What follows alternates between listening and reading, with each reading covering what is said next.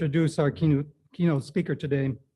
I'm very pleased to welcome back to Sacred Heart Seminary and School of Theology, the Most Reverend Joseph Nathaniel Perry, Auxiliary Bishop of the Archdiocese of Chicago.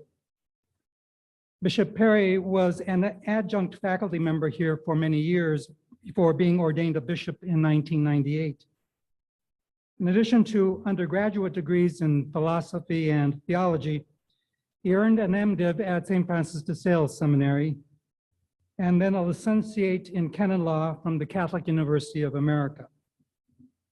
A native of Chicago, he was ordained a priest for the Archdiocese of Milwaukee in 1975. As a member of the USCCB, Bishop Perry serves as chairman of the Committee on African American Catholics. He also serves on several other USCCB committees, including the Committee for Education, the Ad Hoc Committee on Catholics' Use of Holy Scripture, the Secretariat for Family, Laity, Women, and Youth, and the Ad Hoc Committee for a Plenary Council. In addition, Bishop Perry has served the Catholic Campaign for Human Development, the Subcommittee for the Defense of Marriage, and the Subcommittee for Migrants, Refugees, and Travelers. He is also the National Chaplain for the Knights of St. Peter Claver and the Ladies Auxiliary, as well as the Vice President of the Board of the Black Catholic Congress. As Auxiliary Bishop of Chicago, Bishop Perry serves as the Episcopal Vicar for Vicariate 6. In 2010, he was named by then Cardinal Francis George to be the diocesan postulator for the sainthood cause of Father Augustus Tolton, the subject of his talk today for the spring 2021 Dehon lecture.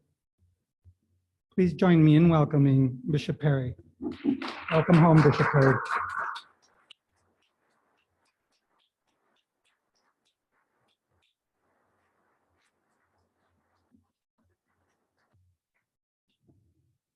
Good morning, everyone. And thank you, Father Raul, Dr. Shippey, Chris McAtee. Special tribute to our Milwaukee seminarians, my home.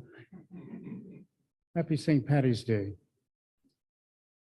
St. Patrick is my confirmation sponsor. My father insisted that I take his name as my patron saint because it was his. Fathers know best. Thank you for honoring Father Augustus Tolton here at the Dehon House. A very touching story that I would like to elucidate for you. Rome has been very interested in his dossier, and we hope and pray that things will route themselves to proper conclusion with his declaration as being beatified and eventually a saint. The possibility of sainthood for Venerable Augustus Tolton embodies extraordinarily significant and unprecedented stature at all levels of the Church. He is, as you may know, the first identified priest of African descent to work anywhere in the United States. His ordination to the priesthood was taken simultaneously as an anomaly in the predominant community and a news sensation in the Black community. His cause in Rome necessarily asks for broad participation and collaboration, particularly the African American Catholic community and the wider Catholic community here in the United States, for purposes of a successful outcome of the examination, the scrutiny, and the approval, and hopefully the declarations of sainthood. Tolton's light shines through the social deficits of an earlier time in this country as a singular, lonesome Christian witness to countless others squelched by the barriers of race discrimination and segregation. He is a shining light of Christian stamina, of innocence and virtue, not without, of course, the cross of emotional upset and doubt. self-doubt. And by means of Father Tolton's trials, he has paved the way for the graces of the gospel to bless the African American community. And by his life, Black Catholics see a copy of the Christ, and his church, which is ever in need of conversion to Christ. I've come to know Augustus Tolton as a prayerful man whose life gives many indications of his association with Jesus Christ in his suffering and humble nature. In this, he showed himself a Christ figure for the 19th century, but not only for that century, but our own times that continue to need human examples of the Jesus who moves among us. I would like to do three things in the time allotted in this first session, and that is to review with you certain salient facts of his life, describe the aspects of his spirituality found in his person, whose virtues are being offered by the church for emulation, and then to highlight the message that Tolton seems to leave us for these times. We placed at your seats a little brief trifold simple biography of Tolton. You could take it with you. And also there's one of the 5 photos that are extant of him. You have a copy of that with the prayer for his canonization on the reverse side. When it comes to the church's highest authority, raising up individual Catholics or a group of Catholics worthy of our notice and imitation, the church is not interested in famous people, celebrities, or historical figures of note. Declaring someone or someone's a saint or saints is, of course, the highest citation the church can bestow upon anyone. And in so doing, the church is saying that the person or persons lived the gospel of Jesus Christ with heroic seriousness, in instances at the cost of their lives. Most saints, of course, died unremarkable deaths with their transition.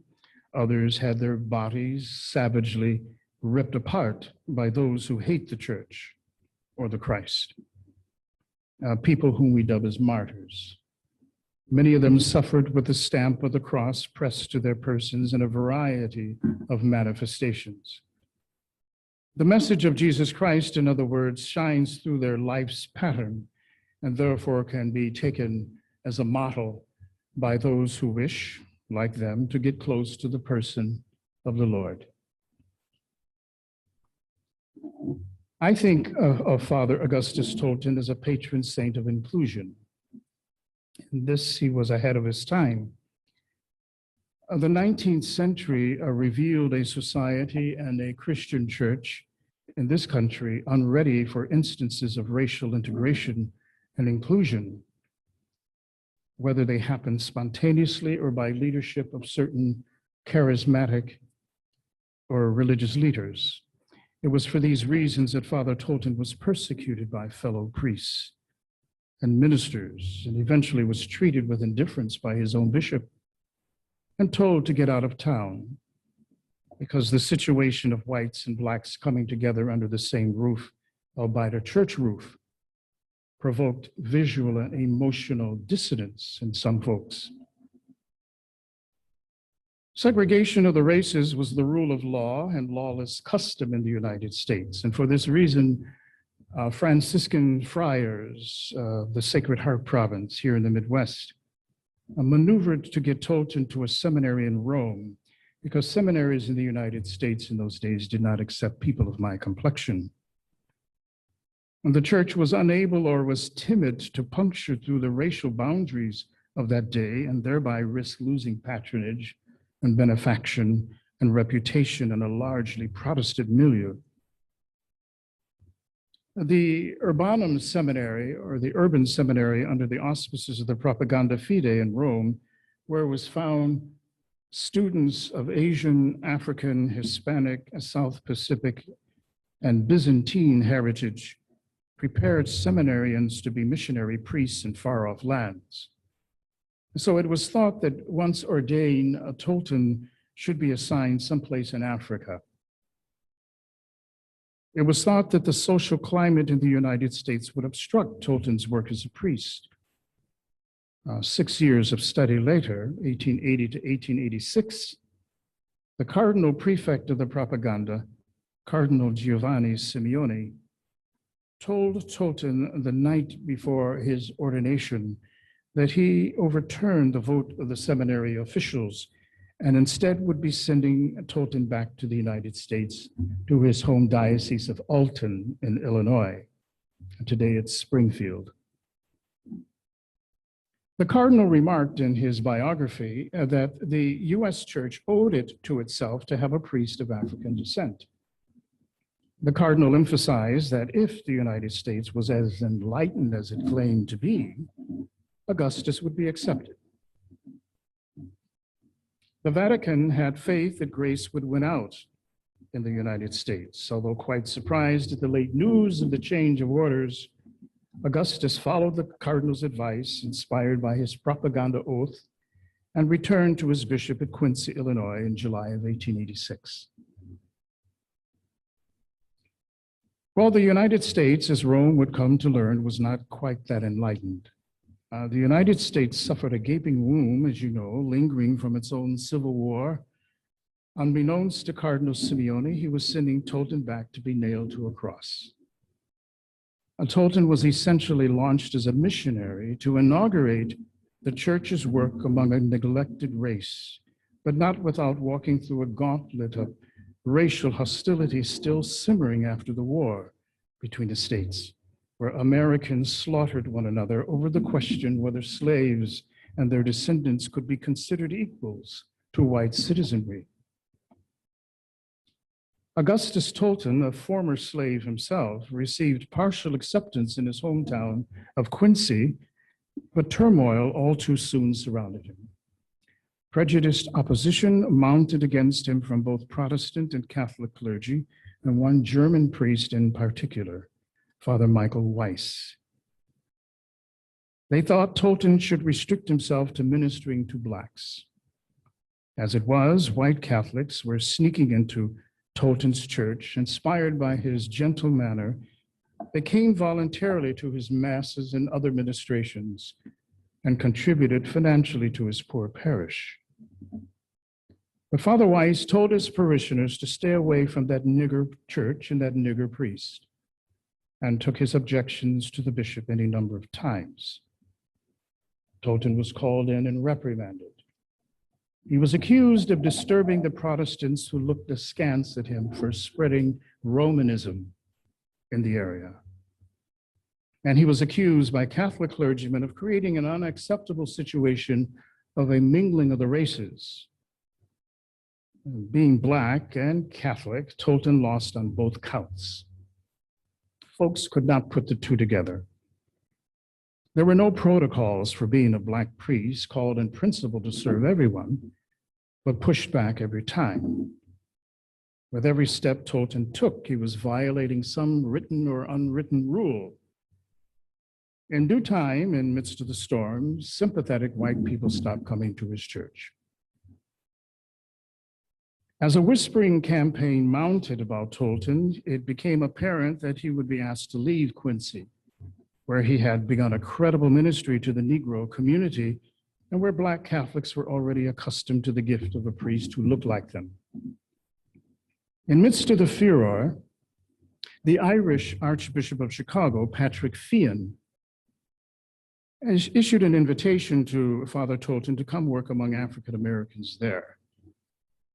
Tolton hesitated giving an answer to the Archbishop until the situation in Quincy became personally intolerable. And with permission of his superiors in Rome, he finally accepted Fian's invitation, packed his things, said bye to his mother and sister, promising to send for them later, and took a train to Chicago the week before Christmas of 1889. Keep in mind, Tolton grew up in a climate where it was forbidden for a Black man to look a white man in the eye when spoken to, or while addressing a white man. A time in which it was inconceivable for Blacks to mingle in the same space as whites. Growing up, I remember distinctly my parents telling me that when a white person speaks to me, I should look them straight in the eye and not have my eyes cast to the ground. It was a time where a train ride meant there was only one railroad car set aside for Blacks, and if there weren't enough seats, you had to stand until a seat was freed up. And where public restrooms and eating establishments, rooming houses were off limits to Blacks, laws written and unwritten, humiliations of one sort or another cemented the inferior status of Black people who were without the right of recourse or appeal. In the midst of all this, Father Tolton proved a wise and effective priest, but his priesthood was hampered by isolation, the extreme poverty of his congregants, his own self-doubt, and economic hardship. Amongst his written letters which have survived, some of them to Mother Catherine Drexel and Josephite Father James Slattery, portray much of his anguish in that socially intolerant era. Tolton was dedicated to the people and faithfully visited the sick and came to the rescue of the desperate poor on Chicago's South Side, tenement and dilapidated neighborhoods. Even Protestants sent for him on their deathbeds. The period of Reconstruction, some say, was worse than the Civil War. Efforts to secure constitutional rights of the newly emancipated met with concerted and often violent pushback, especially in the South. Random killings here and there and bitterly contested battles in Washington over the issue. The drumbeat of inequality was reinforced in 1896, the year before Tolton died, with the Supreme Court's decision Plessy versus Ferguson and a vote of 7-1, which endorsed as lawful the various state laws ordering racial separation under the social doctrine of separate but equal. This decision gave constitutional legitimacy to the many practices our parents, grandparents, and great-grandparents grew up with. Separate washrooms, separate entrances into buildings, separate drinking fountains, restaurant and public transportation facilities, separate schools, all that aided and abetted a culture of discrimination and unfair treatment. Much of this spilled over into the churches. This was the world that Father Tolton knew and within which he died suddenly at the age of 43, his experiences having taken a toll on his emotional and physical health. Augustus carried a heavy cross through most of his life. He was a man beset on all sides by racism and its tragic consequences. No one had ever seen a Roman collar around the neck of a Black man before in this country. It was considered an anomaly in the white community, but a new sensation in the Black community. Some questioned whether he was really a priest. Some accused the Roman Catholic Church of defying the laws of the land by propping up a Black man as a priest. Yet Tolton dared to believe that no door could be closed against the movement of the Lord and the power of the Spirit. Through it all, Tolton remained a faithful priest, a welcome minister of souls, regardless who they were, Black or white. He consistently showed himself an open and optimistic spirit. He carried a pastor's heart, and his loyalty to the church was without guile.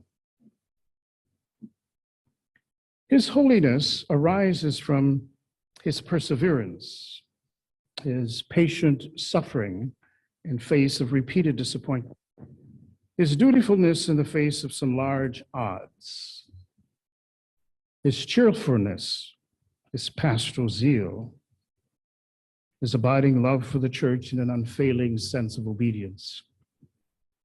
He carried the cross of being the first priest of his time. And in all this, he remains to this day an uplifting sign of hope and promise. The United States, as you know, is a country that immigrants consider a land of opportunity and freedom. Now, this opportunity and freedom has come in part by the shedding of blood and a great loss of life and much grief. A story still narrated in the oral sayings running through peoples of various ethnicities. Ours is a land still where isolated incidents of racial violence, hate crimes, and overt and covert practices of inequality take place. All is not perfect here. And sometimes the gospel message of human dignity has not been proclaimed clearly enough by word and example in our churches and institutions. At best, this American thing remains a work in progress. As an American born, Tolton, of course, is of our culture. He battled to make the culture better and more Christ-like. Every one of us can, and many have, participated in this battle with him. White people participated in the Underground Railroad's rescue of runaway slaves. The Underground Railroad authenticated the basic humanity of Blacks and those participating in that rescue of Blacks seeking freedom. Back in Quincy, several visionary priests and men and women religious had taken the young Tolton by the hand and walked with him through the dark forest of racial bigotry and worked a victory in doing so. His cause for declared sainthood reveals a touching story of perseverance and goodwill. Tolton is an inspirational model of how we Christians can handle persecution and hardship along life's path, navigating the disappointments that life throws at us. For a devout young man who struggled so much for acceptance, a former slave and faithful priest who was delivered the word no more often than not, we hope the church can say yes to raising him to the honors of the altar as a saint. All of us have been nudged to pause and reflect on what has been happening to our nation that can't seem to rise above its problem, affirming racial equality on all fronts. Anti-Black racism in particular has exposed subliminal thoughts and fears people thought were buried or solved post-civil rights legislation of the 1960s, yet ever so often resurface. I ask the question, what can a repentant church like ours do to break through history's intransigence? How can we form the people who sit in our pews out of the best of our social justice tradition and social teaching tradition? Indeed, even devout and pious parishioners shock us sometimes with manifestations of their thoughts and behaviors about people of color. Father Tolton discovered a church and society unready for the type of ministry he was devoted to. Inspired by some of the best examples of Catholic life and praxis, and people like Notre Dame Sister Herlinda Sick from Milwaukee, Father Peter McGeer, and Father Michael Rickard, Tolton was made to believe in his impressionable years growing up that all Christians were like these visionary individuals. But then that was one side of the church, and the side of the church that rescued him in his youth, embraced him, accepted him for the content of his character. But there was too that other side of the church that was complicit in the general mood of society that demeaned him and his race, seeing Blacks as intruders upon the well-being and comfort level of the white community. The society within which you and I move rests comfortably with the idea that there are and always will be marginalized communities, most of them people of color.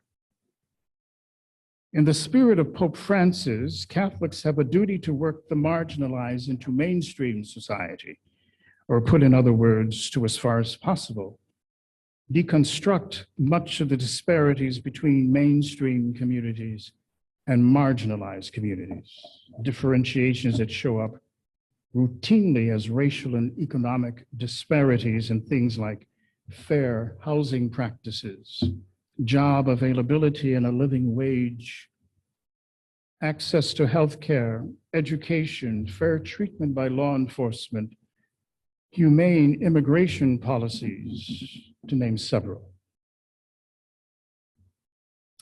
Here and there, we have to muster the courage to break through our hesitancy to reference these social and racial imbalances and manifestations of these in our church, and how Catholics in our pews, unbeknownst to themselves sometimes, are divided up by disparities across the board, from north to south, east to west, how dominant society looks upon a Black person and sees at best a walking symbol of their greatest fears, how assumptions about race circumscribe people's imaginations and their support of racial hierarchies.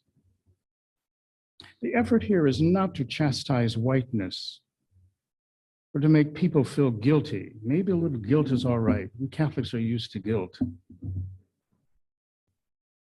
The effort is, I think, to instill empathy in the lives of Christians, deeper understanding, and a genuine sense of community. In this, the church is seen as a credible voice in the community. And this is what Father Tolton was about. Certain attitudes and perceptions arising in public discourse and reported in the media reduce others to being modern-day lepers, those we avoid for fear of being caught up in their problems or crises, those who we don't allow into our space, those who don't fit our image of belonging.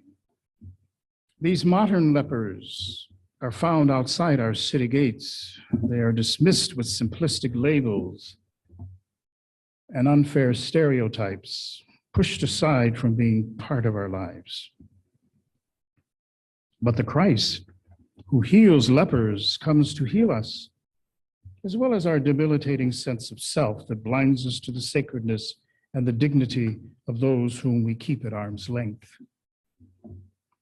Christ comes to heal us of our own leprosy so that we are able to realize again that God extends his compassion and grace even to the likes of us. Before God, in the words of Pope Francis, no one is an outcast. No one is beyond the touch of God. All of us are sons and daughters of God. All of us are made in the image of the God of justice, peace, and reconciliation. These are the mantras that imbue our various ministries. I'm preaching to the choir here in respects, but even we often settle for that penchant of American society that prefers a white environment, for we deem it the most profitable, safe, and secure environment, supportive of our comfort zones. Many of the Christian faithful, even amidst their own discomfort with these topics, expect the gospel of neighborly regard to be preached by us. And I think there's a way to do this without assaulting people, but to resurrect in folks the noblest sentiments and understanding stemming from the inspiration of the gospel. And most importantly, our ministerial consciences prod us to do so. Given the emotion-charged nature of these topics, some people will get up and leave while you're speaking. It happened to one of our priests, the Feast of the Baptism of the Lord, back in January. He was referencing some of these items, and a group of his parishioners got up and walked out. It made the first page of the Chicago Tribune. And the priest himself spoke to me saying he received over 3,500 emails from people from around the world commenting on that news item and his homily that he spoke at all 5 masses that weekend, and people got up and walked out. He said most of those 3,500 were affirming and positive. There were some that were very negative and hostile as well, but most were affirmative. But then, they did the same thing to Jesus Christ. People left, but they can think about it for a while, hopefully, and because they were cut to the heart with truth. And then some will return, maybe a few, because truth is always terribly attractive, and will bother you for a while. Time magazine recently reported that incidents of racial hatred and violent right-wing extremism are on the rise in our country. Why is that? Anti-Semitic attacks have increased, hitting an all-time high in 2019. Already, 2018, we witnessed the deadliest anti-Semitic attack in US history, the shooting at the Pittsburgh Tree of Life of synagogue. The Latino community was targeted, of course, in El Paso in 2019. Anti-Asian hate crimes shot up last year with almost 1,900 reported incidents around the country. African Americans reported a spike in bias crimes in wake of George Floyd's infamous knee pressed on the neck killing by a police officer. And topping all of these are various Unite the Right rallies starting in Charlottesville that ended in a deadly encounter in 2017. When our country was younger, immigrants tended to cluster in ghettos with others of their own nationality or background and religion. It was more comfortable and lessened the fears about the pressures of assimilation in a complex society. This kind of association featured Catholic life and practice. Eventually, predictably, subsequent generations blended themselves into the American melting pot, bringing with it a new set of social demands, living alongside, around the corner, down the street, from people of different ethnic and racial and religious backgrounds, eating different foods, and with differing views of life. I ask, can we morally be satisfied with our parishes as bastions of whiteness, especially if nothing is done to deconstruct that segregation with the beauty of color predicated in people, in ministries and worship?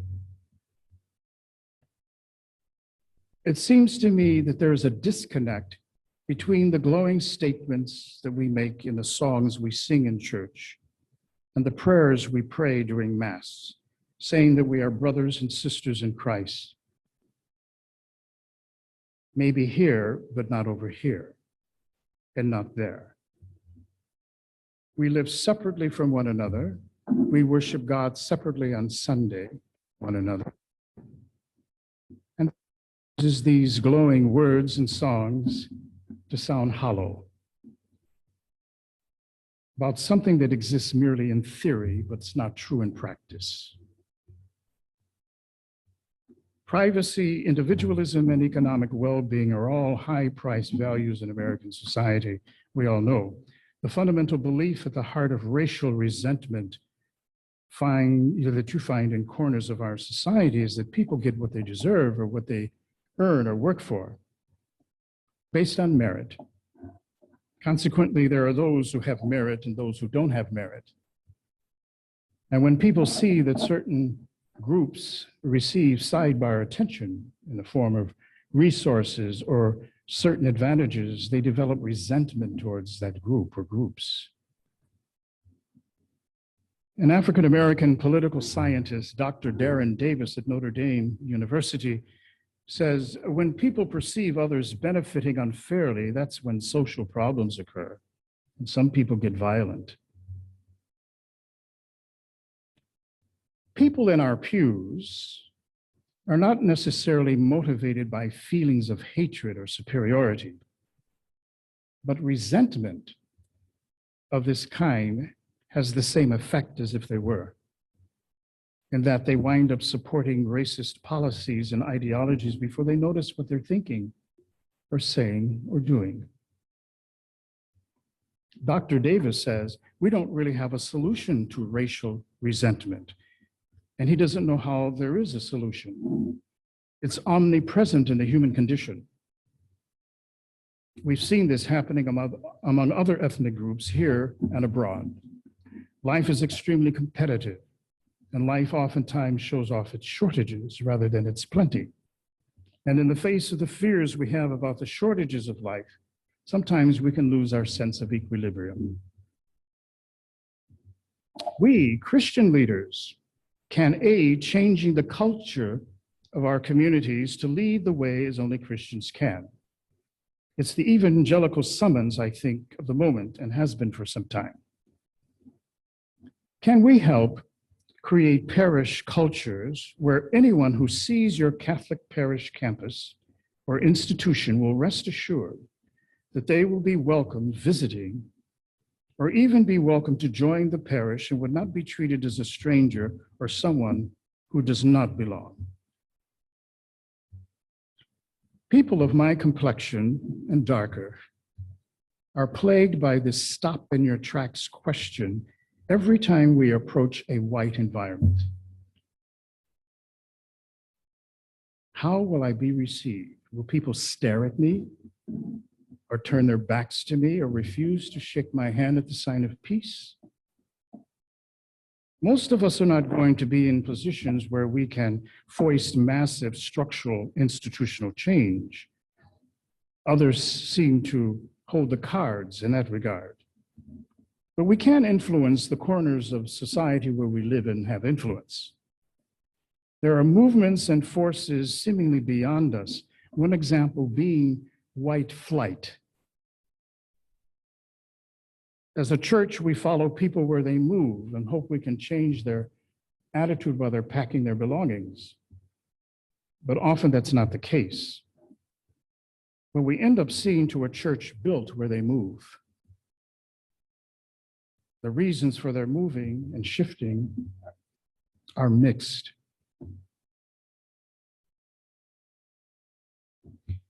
Many of the folks we live and worship with, share faith with, usually operate with some measure of diversity ordered by law or policy, scheduled in the workplace, the place of business, the school place, and so forth. But this is not the case at the end of the day with their domestic place or other places where they recreate, and certainly on Sunday where they worship. That's the scandal. We take for granted that this is the way things are, that we live and worship God separate from one another in solo racial enclaves. We have settled that this situation is normative, lending towards an observable enculturation of worship that has certain merits, certainly, by default. Yet as ministers of the church, ladies and gentlemen, we are too aware of the cultural divide that exists among whites and blacks and browns and Asians and others. And therefore, we have to strive to forge breakthroughs into spatial separation by way of connections among the faithful so that these solo racial enclaves, especially on Sunday, do not exacerbate fears and suspicions and unwarranted competition that would prevent us from seeing each other as one family, brothers and sisters in the Lord that we sing and pray about in the general intercessions at Mass on Sunday and feast days and days in between. This routine spatial segregation of our lives and its unfortunate consequences is odd this way. It was not how the church began, of course, as you know, at Pentecost, where people of different shaped noses and different colored eyes and different hues of skin, speaking different languages, were at Jerusalem surrounded by the Christ event on that day. And somewhere along the line in the path of history, we lost appreciation for that template. And separation became the rule of life and religion for us. Christians that we are, I think we're summoned to cultivate our spaces to be inclusive as far as this is possible. It proves a dogged effort on all counts. If you have nothing akin to it in your parishes where you work or minister or working in, I routinely welcome to others, whether your parishes are in a city, suburban, rural, regardless of racial or ethnic portrait, can benefit from a committed committee of the parish council, so to speak, devoted to efforts at racial equity and inclusion. monitoring the critical summons to social awareness and outreach, hospitality and ministries and activities of the parish, moving beyond these self-imposed boundaries. This, of course, is something deeper than just vestibule hospitality with ushers.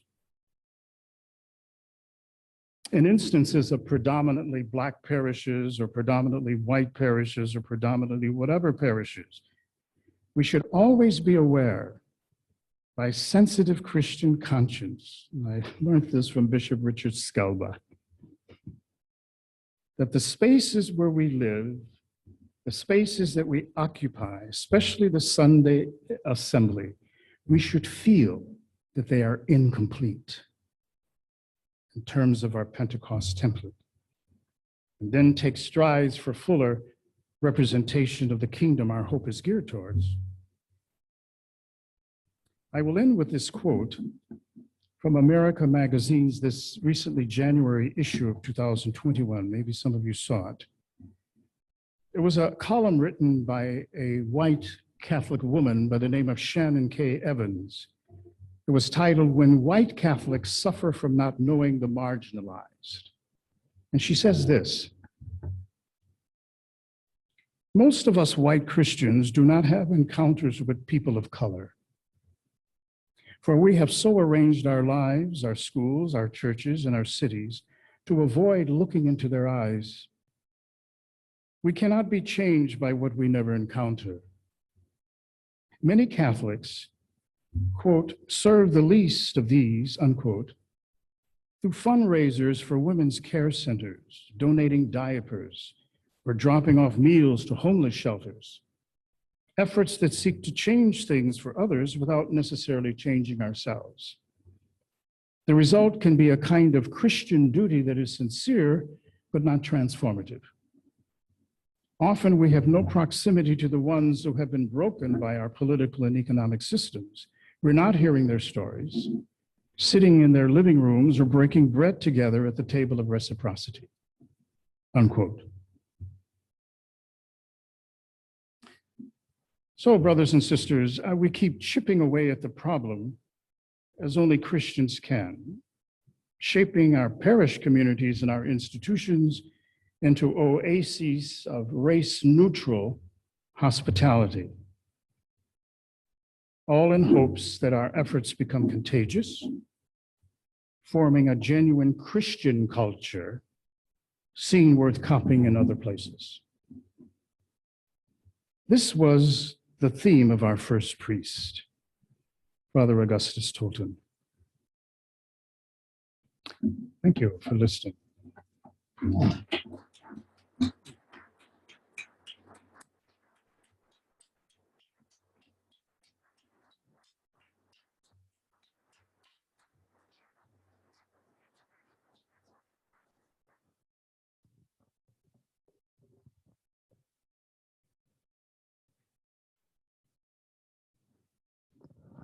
We do have now about 10 minutes for discussion, question, answer.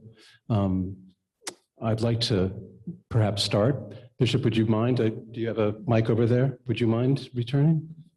Thank you.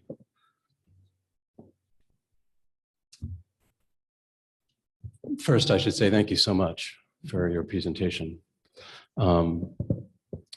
One of the things that very much struck me, Bishop, is you mentioned our need to speak out. You certainly mentioned the need for bravery. You mentioned beautiful image of our Pentecost template and the need to sort of, actually forge breakthroughs in the kind of white bastion that our churches often are. So I'm thinking, so we continuously, we sort of need this courage, this bravery, this speaking out, there's something very forward and pressing about it. And what strikes me is the sort of contrast with so many other voices in our culture. So there are a lot of protests. There's a great deal of anger, of outrage. And I'm just sort of wondering how we can do what you would suggest or urge us to reflect on as we try to be brave and speak, but without becoming as shrill as the more sort of ideological voices of our culture, where everybody's just guilty of profound everything, and there's no way to move forward. So could you speak about that at all? Sure. Thank you. Speaking out is done most often, I think, eloquently with gestures before words. You know, St. Francis used to say, preach the gospel, and if necessary, you have to use words. Or it's the same with social justice in the church. Most people are touched and impressed by gestures. I was speaking to a group of seminarians at Mundelein yesterday, and they asked a similar question. I was telling them, you know, we haven't had many priests of our racial definition because seminaries wouldn't accept us. There's only a few Black priests in the United States. So most of our communities have been ministered by priests of Caucasian descent. And I told them and I warned them, you don't have to do much to make an inroads into a Black Catholic church. People are open, they will love you dearly, they will worship you. All you have to do is love them back. African American communities are not caught up in these ecclesiological questions and culture wars and stuff. We're busy about surviving day after day and trying to find our freedom in God. You see, the rest of the stuff is, you know, so you don't have to do much. It's your gestures, it's your kindliness, it's what he did, modeling to white and Black alike, that God loves them and God was with them despite all the other stuff that was going on in the society of his time. Every social movement, of course, has its extremes, here and abroad. I don't focus on the extremes myself. I think there's a great deal that we can accomplish coming into the side doors and maybe even the back door, but not storming necessarily the Capitol with billy clubs and epithets and all that kind of stuff. That's not where Christianity is. It's not where the Lord Christ was. It's certainly not where he was. That's why he's remembered. The others, maybe they will be remembered, but not in the way, an appreciative way in which he was. Mhm. Mhm.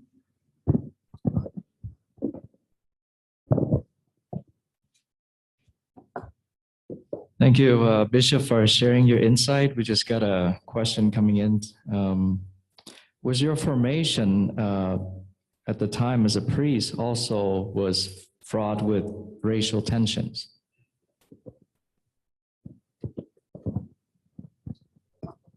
I was born and raised in Chicago until I left for seminary to pursue my fortune.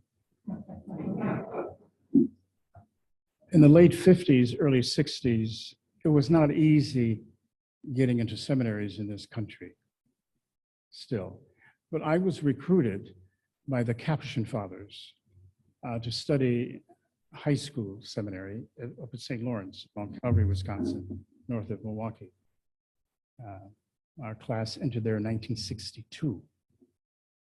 The Capuchin Fathers are noted, almost similar to the Sacred Heart Fathers, as having mission ministries in other parts of the world. And this particular province of Capuchins, based in Detroit, was working in El Salvador and Nicaragua. So they were on the forefront of all of that strife and civil unrest and martyrdom that was going on in Central America. They were working in Black parishes and in Native American mission sites in Montana, in North and South Dakota. So the Capuchins have always been social justice minded. And so that was the climate in which I was raised as a seminarian and educated with them. They're part of certainly my high school and college and first couple of years of theology. And then I went into the frying pan by joining the Archdiocese of Milwaukee. The urban desert, so to speak, where all things happen. All things are possible.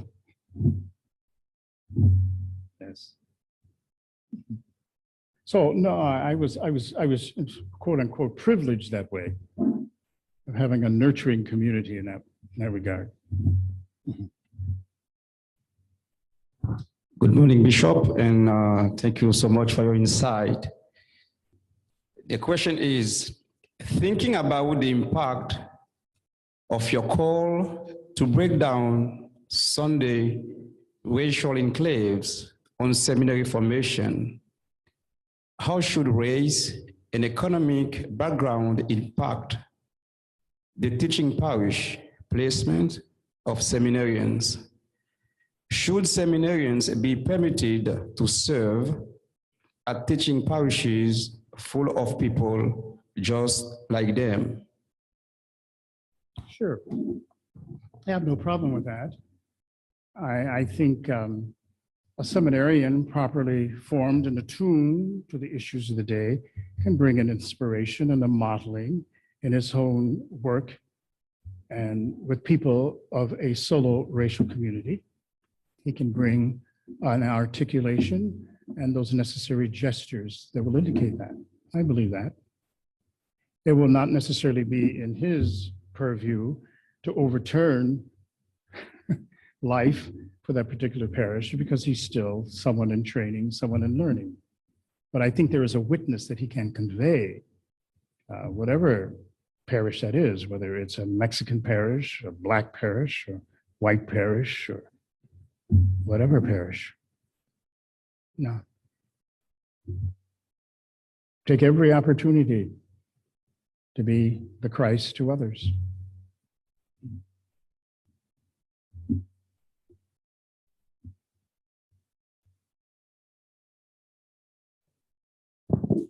We have one more question.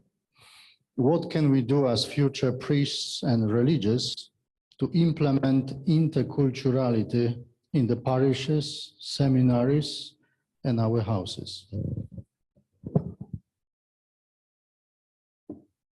I think you have to do, I think it helps to structure diversity in everything we do.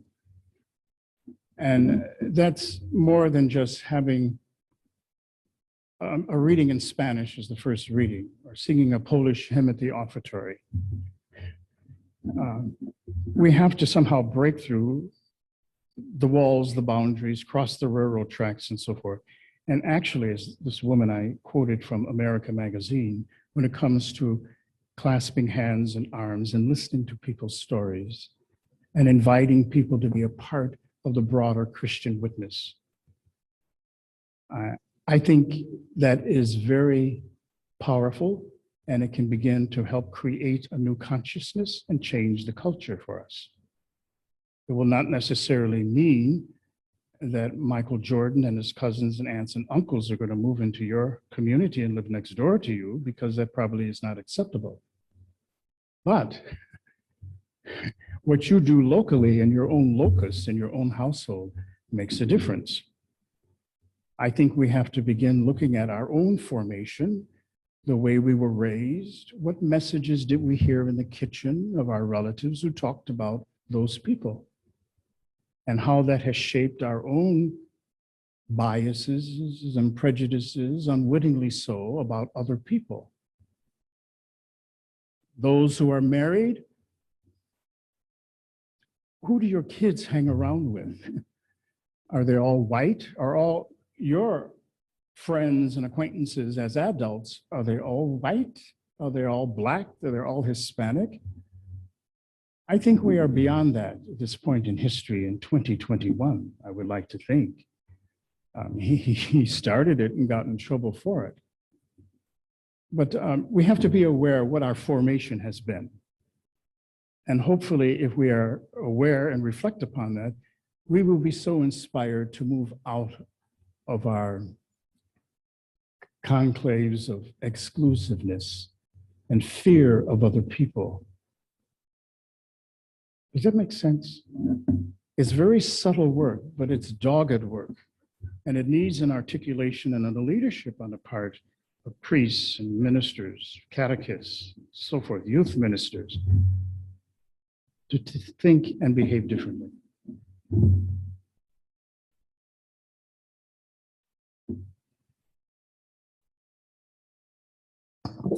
Thank you, Bishop.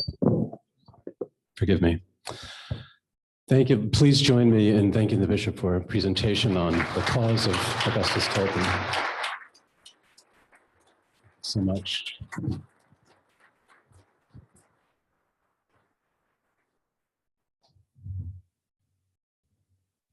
I do have, oh, were you going to? Please. I do have just a few logistic announcements as we move towards lunch. Let's see, don't want to forget anything. First, lunch itself, of course, is in the dining room. 3 serving lines to process this rather large community. We're back at 1:15. If you'd be so kind, try to be back in your seats by, say, 10 after or so that we can begin crisply. That would be wonderful. And then finally, those of you who are joining us online, it's very important that you remember the Zoom link for this afternoon's portion is different than the Zoom link for this morning's portion. It's in the same Zoom link invitation email you got. It's just further down. So scroll down to the second link for this afternoon's session. And if you would be so kind as well to please try to log on by 10 after or so, we'll all be ready to begin. Our 1:15 session is with 2 respondents and more conversation. So I think that's it. Please do enjoy your lunch and we'll see you back soon. Thank you. Oh, and I'm sorry, one more. Oh, so 3 serving lines, but the other 3 is 3 to a table, please. So they've set up to accommodate that, 3 to a table. Thank you.